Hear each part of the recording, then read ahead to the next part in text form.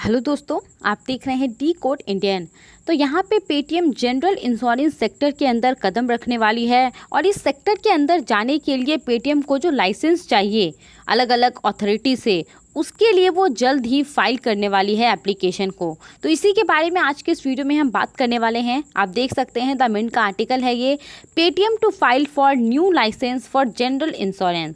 Basically अभी Paytm के पास जनरल इंश्योरेंस सेक्टर में जाने के लिए लाइसेंस नहीं है। अभी पेटीएम के पास इंश्योरेंस ब्रोकर लाइसेंस है और पेटीएम की एक होली ओन्ड सब्सिडरी है पेटीएम इंश्योरेंस ब्रोकिंग। तो उसके जरिए पेटीएम क्या करता है, अलग अलग कंपनियों के इंश्योरेंस को लोगों को प्रोवाइड कराता है। एक ब्रोकर की तरह वो काम करता है। अब यहाँ पे जब कभी भी हम डिजिटल पेमेंट्स के बारे में बात करते हैं भारत के अंदर, तो पेटीएम भी एक बहुत बड़ा नाम है क्यूआर कोड को लेकर के, पेटीएम वॉलेट को लेकर के। और अभी पेटीएम सक्सेसफुली जो फाइनेंशियल सर्विसेज हैं उसके अंदर भी कदम रख रहा है। पेटीएम ने अलग अलग कंपनियों के साथ पार्टनरशिप करके लेंडिंग बिजनेस के अंदर बहुत अच्छा किया है। इसका जो ग्रोथ है वो काफ़ी ज़्यादा हो रहा है।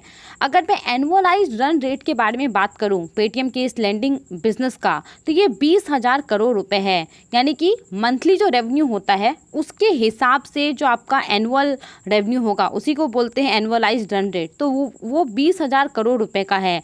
इसके अलावा अप्रैल में ही कंपनी ने सिर्फ 2.6 मिलियन लोन्स डिस्ट्रीब्यूट किए हैं और ये तो नंबर ऑफ लोन्स हैं। इसका अमाउंट यहाँ पे 1,657 करोड़ रुपए है।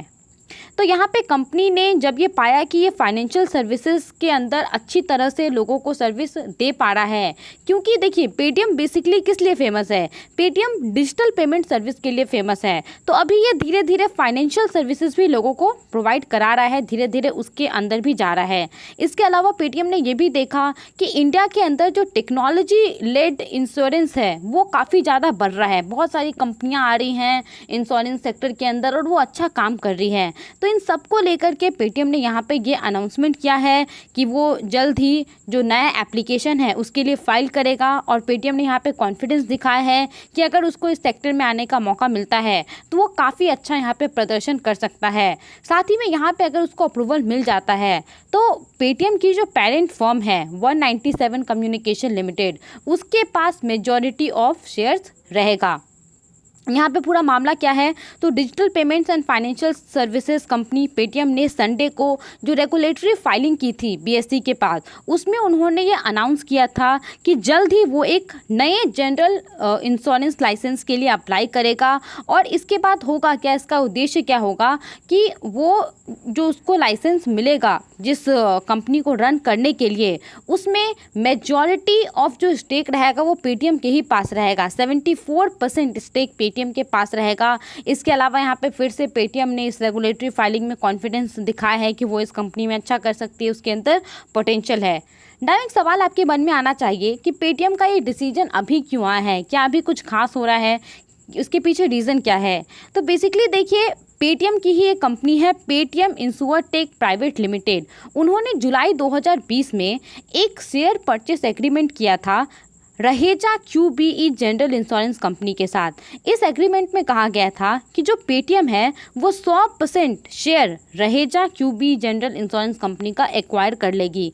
बेसिकली ये जो कंपनी है वो एक प्राइवेट जनरल इंश्योर है, मुंबई बेस्ड। 2009 में इसने अपना काम करना शुरू किया था। एक जॉइंट वेंचर है ये प्रिज्म जॉनसन और क्यूबीई ऑस्ट्रेलिया के बीच में। जो प्रिज्म जॉनसन है उसका 51% स्टेक है और ये जो आपका क्यूबीई ऑस्ट्रेलिया है उसका Raheja QBE general insurance company के अंदर 51% स्टेक है।